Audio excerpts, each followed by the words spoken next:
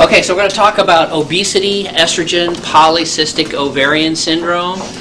We're going to talk about fertility. We're going to talk about the changes that occur after surgery, and then the solution to certain cravings and other emotional changes that we'll see after the surgery.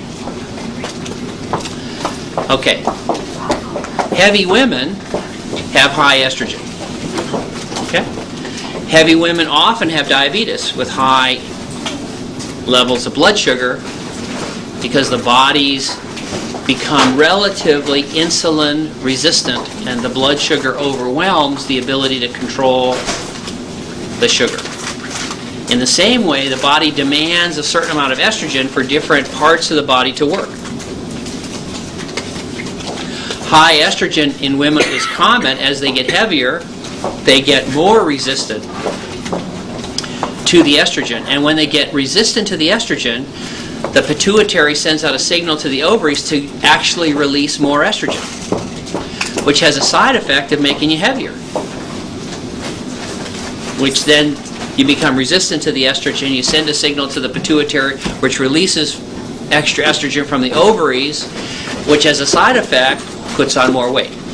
So it's this vicious cycle. And at the end of that vicious cycle, there's so much estrogen being made that estrogen spills over from its normal metabolic pathway, and it actually starts to make some testosterone. So you'll see women who may develop facial hair and acne and even male pattern baldness.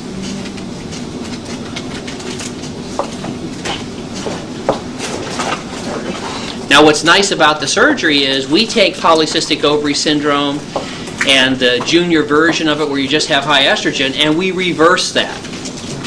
Within hours of the surgery, estrogen levels begin to decline. And that's wonderful. Because high estrogen is associated with blood clots, breast cancer, endometrial cancer.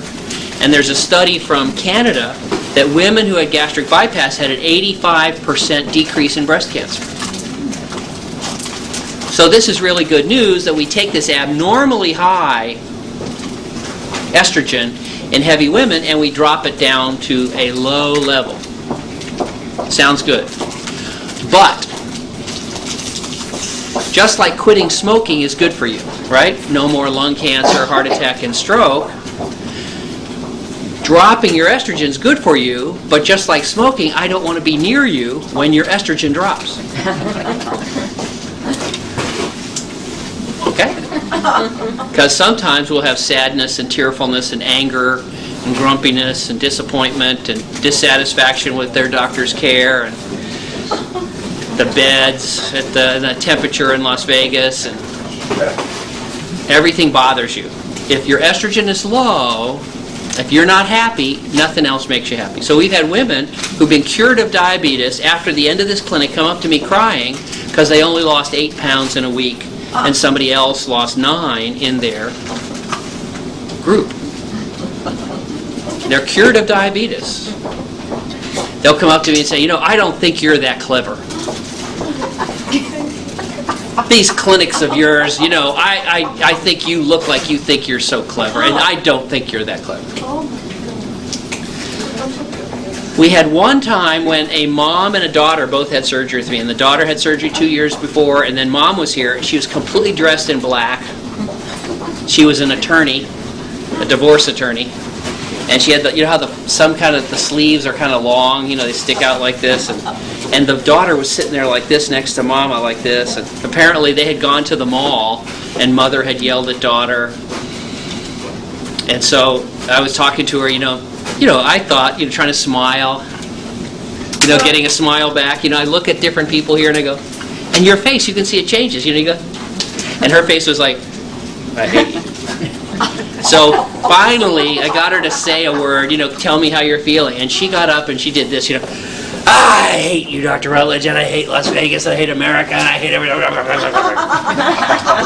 And it was like, shh, there was fire, smoke, and brimstone, I curse on you! So anyways, low estrogen can be bad. And one of the things we see is it can get craving even though you're not very hungry. And so try the estrogen patch.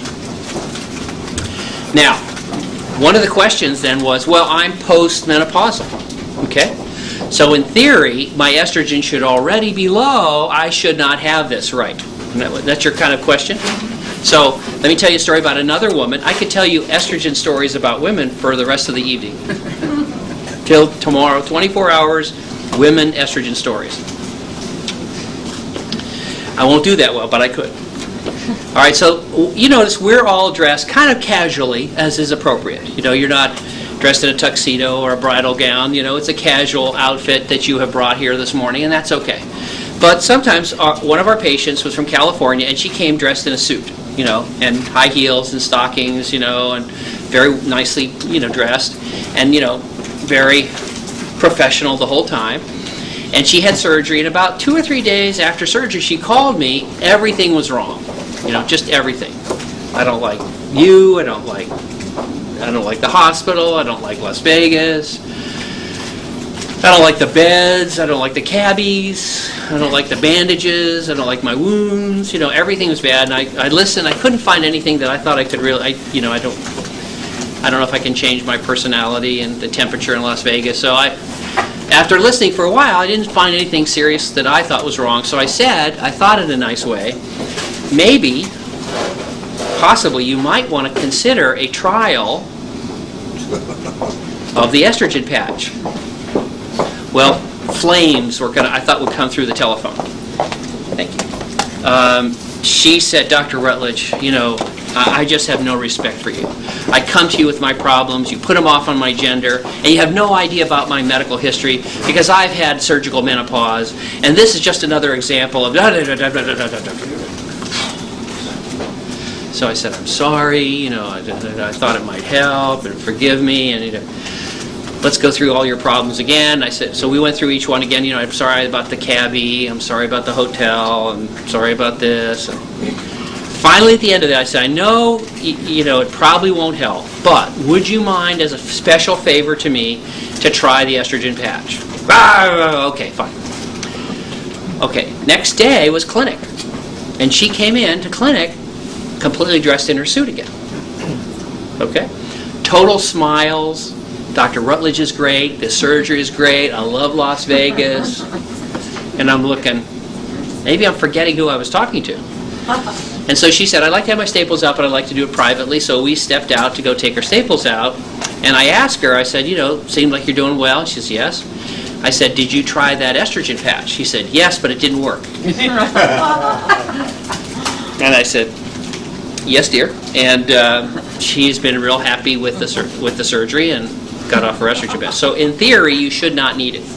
But we have seen several either menopausal or surgical menopausal patients in whom they had a change in their estrogen. Now in theory, there is a little bit of estrogen left behind. A very small amount of estrogen is created in the peripheral cells of the body. Even the fat cells, the adrenal glands can make some. So we rarely see it, but even postmenopausal women. So are you here with somebody today? Could I be introduced? Oh, this is my husband, Ben. Hey, Ben. Hi. Heads up. That's what I was saying. Yeah, where can I get this stuff? Yeah, all right.